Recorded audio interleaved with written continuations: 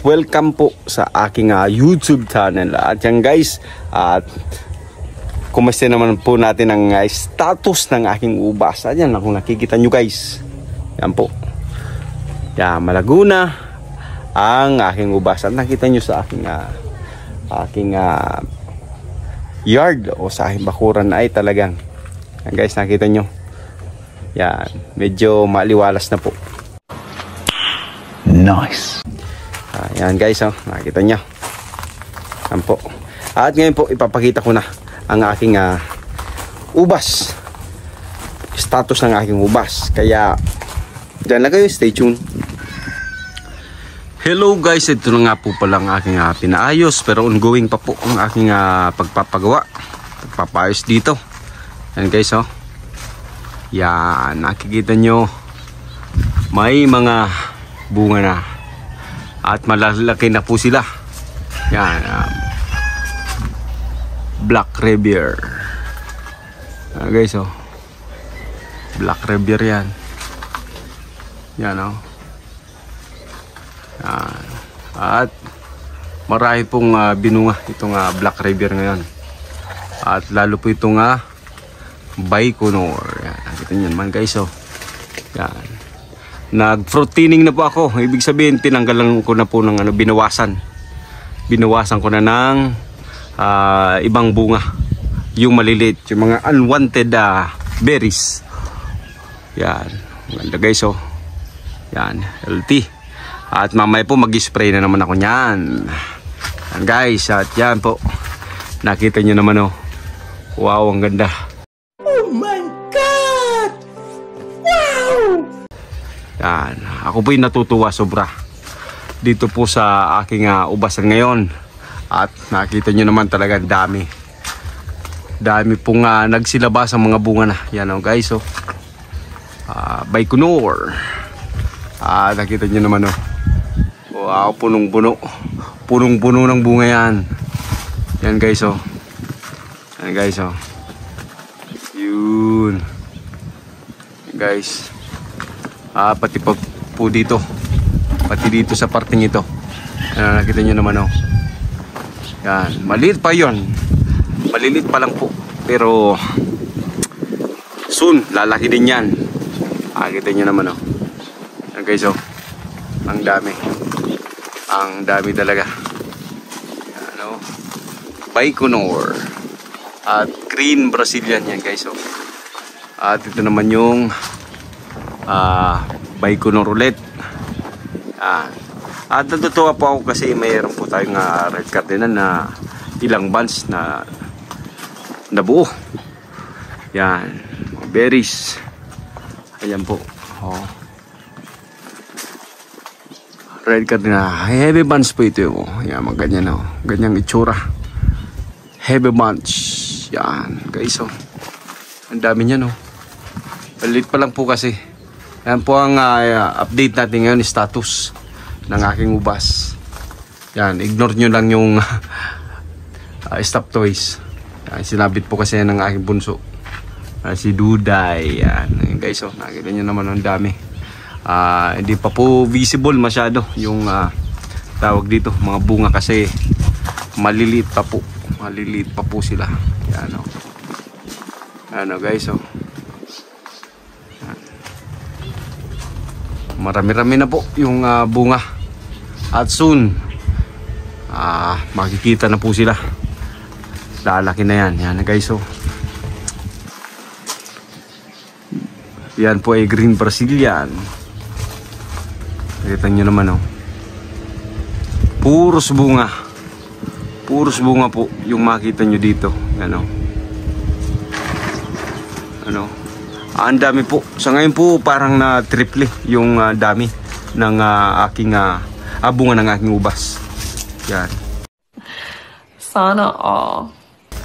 Kahit saan ka tumingin, mayroon po talagang bunga. Yan guys, kahit saan po tumingin. At ngayon po ay nagtitining po ako ngayon dito. Kasi yun nga po, kailangan po mag-thinning. Kasi once na lumaki po sila, ay magsisiksikan, hindi na po masyadong lalaki yung ibang bunga pag ganyan. Yan guys. At nag-thinning na po ako. Ibig sabihin yung pagtanggal din ng ilang dahon. Yan. Yan guys. Yan. Yan ang update ko po ngayon dito sa aking ubas.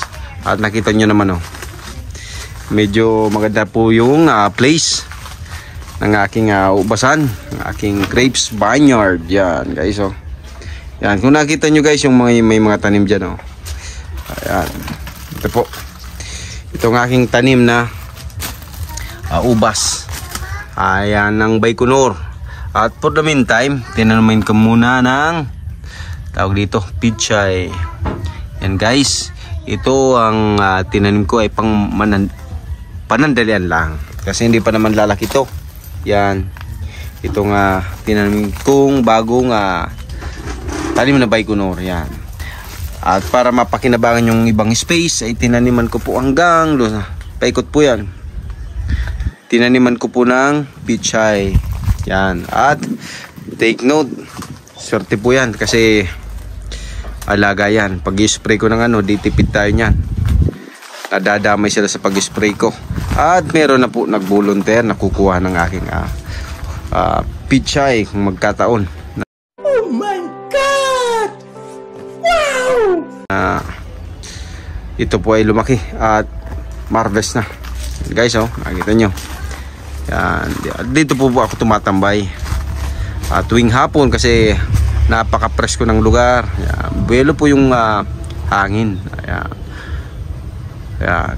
Free po dito yung hangin kaya medyo malamig at presko. Yan guys, nakita nyo naman ito ang tambayan ng aking pamilya at napaka-presko naman talaga kasi yan.